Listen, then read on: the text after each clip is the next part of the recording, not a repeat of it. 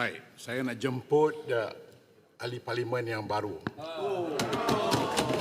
Terima kasih Tan Sri Kita Yang tangan, Dipertua. ambil masa, tarik nafas, sila soalan. Pendek saya soalan kepada Tambun. Syabas Tahniah di atas pelaburan kemasukan pelaburan yang begitu tinggi. Dan saya amat bersyukur sebagai rakyat Malaysia. Cuma soalan saya, apakah peratusan pelaburan yang besar-besar tersebut untuk masuk ke luar bandar seperti Kinabatangan itu ke kawasan-kawasan lain pedalaman lah seperti Kinabatangan dan lain-lain. Terima kasih. Baik, sila Perdana Menteri.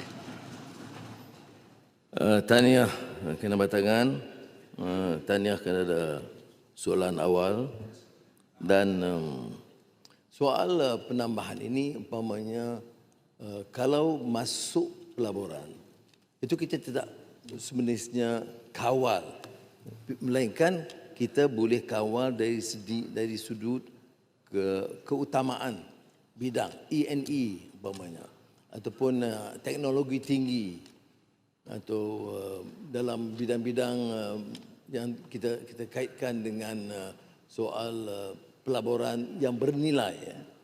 Tetapi tentunya dari segi jasa lain, tidak hanya dari segi pelaburan, pembangunan kita itu harus lebih menyeluruh dan adil.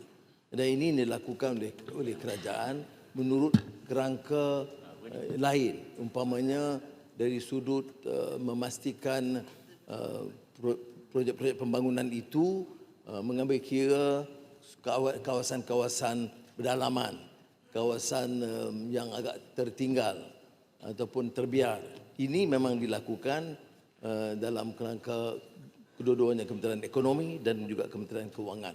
Dan saya tentu ambil perhatian kerana mandat yang meyakinkan yang diperoleh oleh Yang Berhormat, tentunya kerajaan harus beri perhatian untuk memberikan suntikan supaya ekonomi di Kinabatangan berkembang.